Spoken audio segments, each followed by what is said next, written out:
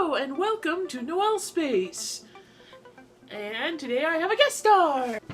Hi! Yeah, there she is.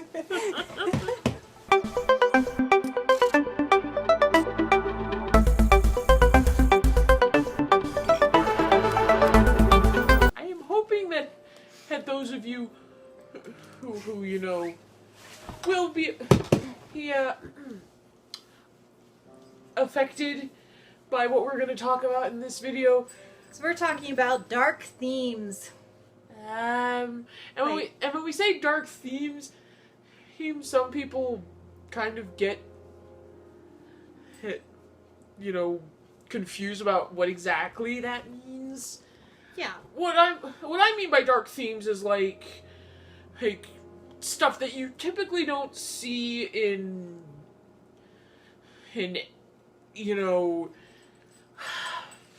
oh gosh. Well, one of the examples I can think of is, I've been reading a book by Melissa Marr, and it's her Wicked Lovely series. And Ink Exchange, it took an unexpected dark twist that I wasn't expecting, especially in a book for teens. They basically had statutory rape without saying that it was. They gave a lot of suggestions that it was, but still, dark theme for a teen book. Yeah. Not to mention they talked about the fact that she was abused by her older brother, that her older brother actually paid off his debts with her body. Yeah. Yeah, and the fact that her dad was beating her up after her mom left. Right. So that should give you an idea of what we're talking about when it comes to this kind of stuff. We're talking rape, suicide, there's a lot of dark themes you can talk about. Mental illness, I suppose, would be one. And that's implied but never explicitly stated. Except in my book. Like, there are times where I'm going to blatantly say that he does have PTSD. He particularly, if he ever does find a psychologist somewhere here in her, Well, in this post-apocalyptic world, there has to be a bunch of psychologists somewhere. Yeah. From what I can tell, these themes, when they're written about, either they write them well and the book's praised for that, or the book gets bashed for it because it doesn't write it well, and it just no.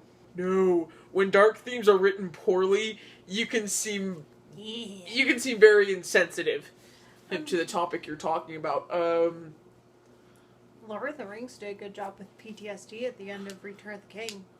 Especially written. Well, yes, as the author had PTSD. Fair enough.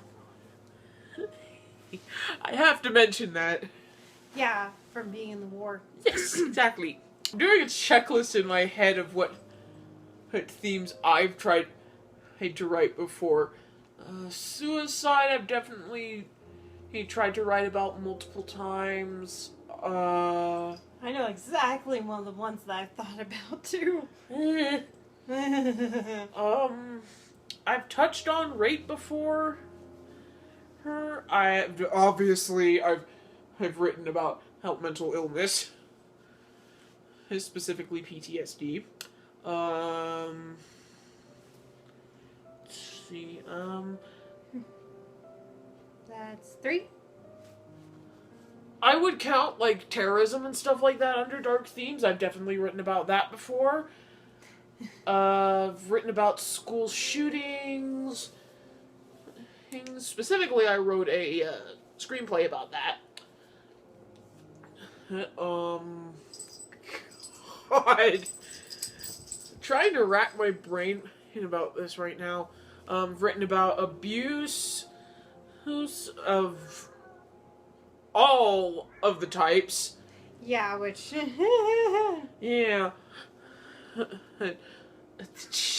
Yeah, I've done a lot of that. So have I. I mean, Rose has PTSD. I've written about abuse before. I've written about suicide before. I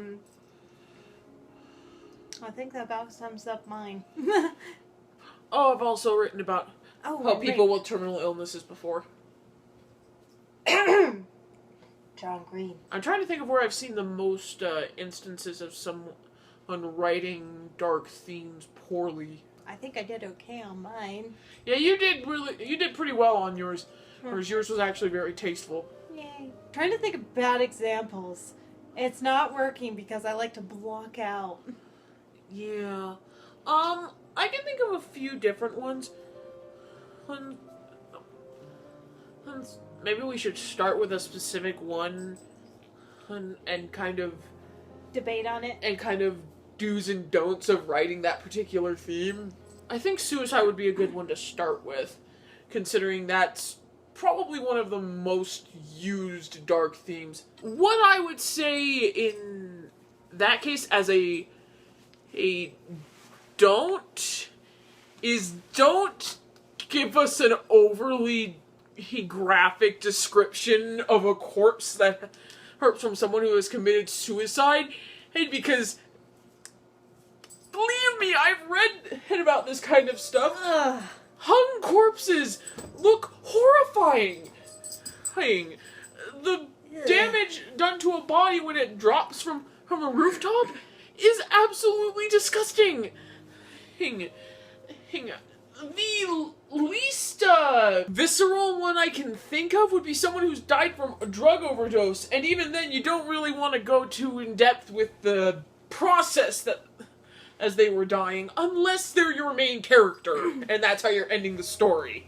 Which I also don't recommend doing that either. But do some research if you want to have a suicide note in there. Suicide notes depend on the character. Yeah. If your character is someone who is very articulate and stuff like that, expect a longer suicide note than say someone who is just kind of gone mentally. Exactly. That's another thing.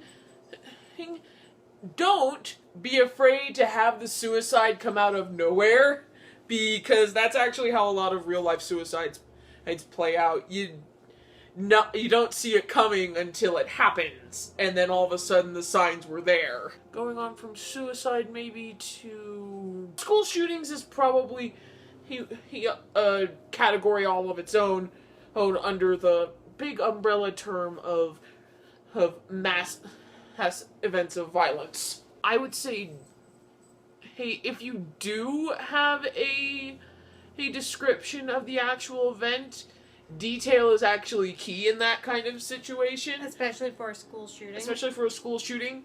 I would say don't completely demonize the shooter. Mainly because that's what kind of keeps us talking about shooters now. Yeah. Is because, yes, what they did was wrong. No one's going to deny that. They killed, so and so many people and injured probably more. But, especially with school shootings, sometimes that's brought on by failure in other parts of their life. Something I'm probably going to reiterate in another video, because I've actually done research on this topic very thoroughly. Well, and then sometimes school shootings can have a motive, like the shooting where Cassie died. Some of them don't, but a lot of them do. It depends on your character. Yeah, it depends on your character. Believe it or not, I actually do have a suggestion for those of you who are thinking about writing something like this. I would recommend watching a specific part of a show called Degrassi. I will say I have never seen since a better, more thought out showing of a school shooting than that. And not to mention very realistic too. That's another thing. Keep her weapons realistic. If it's a kid who, if it's a 17-year-old or something like that, it's not that easy for them to get hit like an assault rifle anymore, or for obvious reasons. Mm-hmm.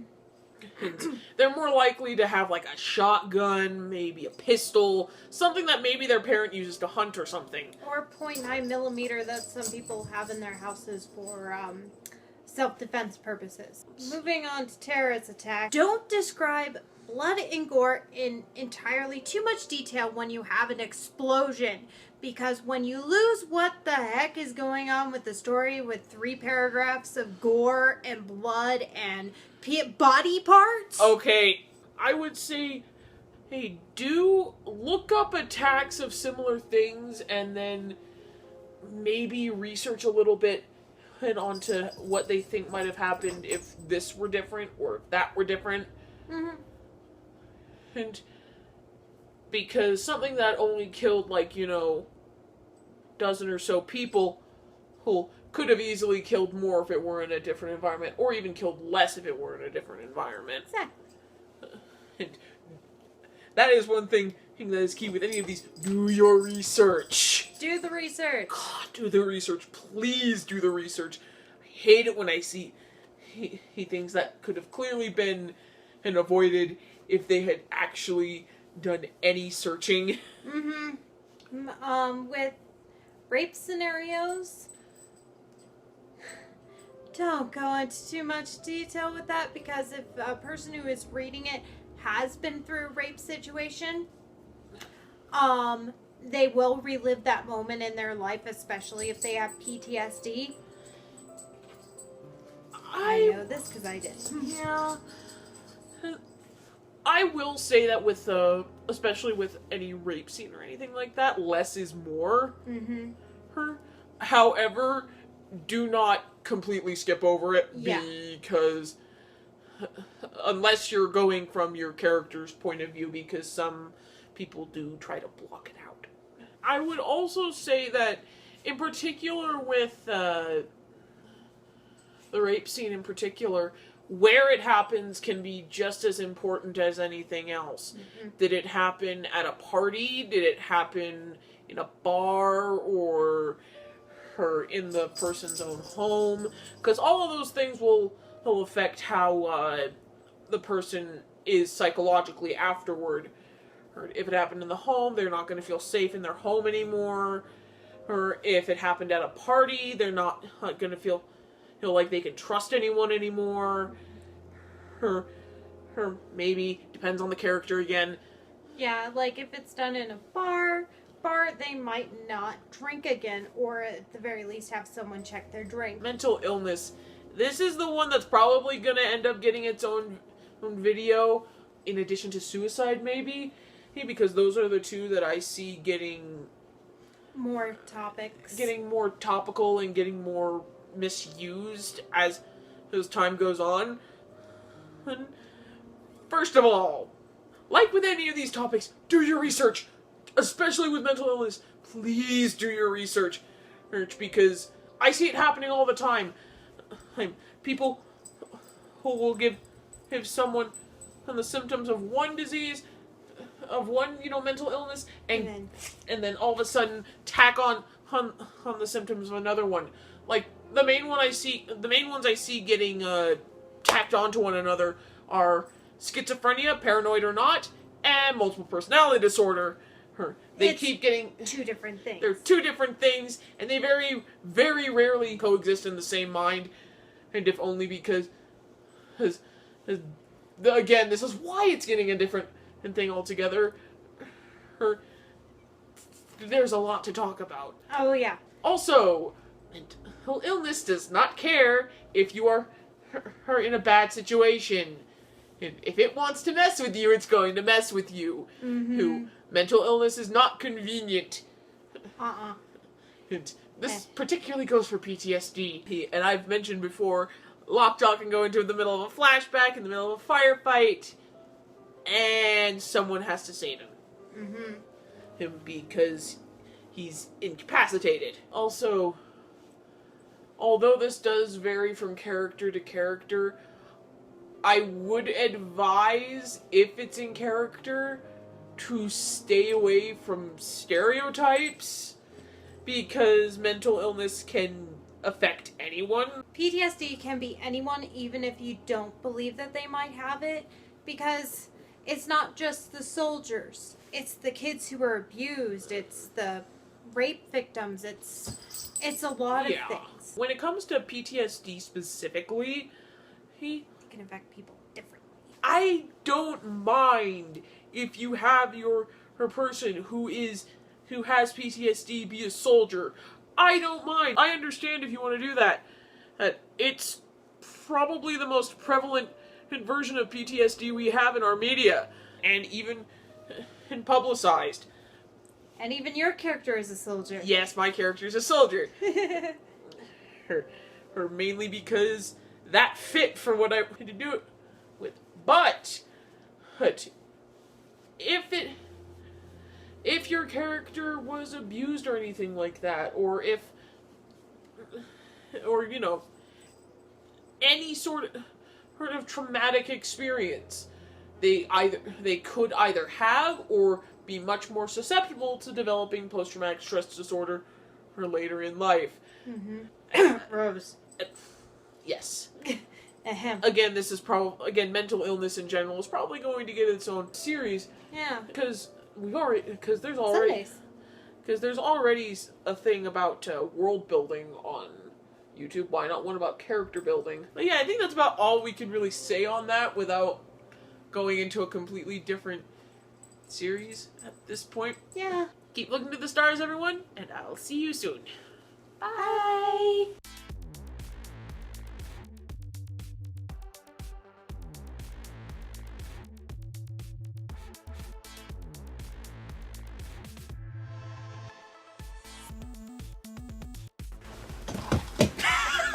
I'm gonna try that again. No smooth intros. That's going in the bloopers. Nope. It's just your hands. Jazz hands. Just trying to poke in your head. or my entire body. Or okay, maybe try going from around the back or something. I don't know. There. Just I'm trying to be serious. Okay. Serious. Sorry. It's okay. I know. Shut up. She was not. I was not happy. Okay. I'm good now. Lydia of the future, don't. No. I had a train of thought and I lost it. Oh, I'm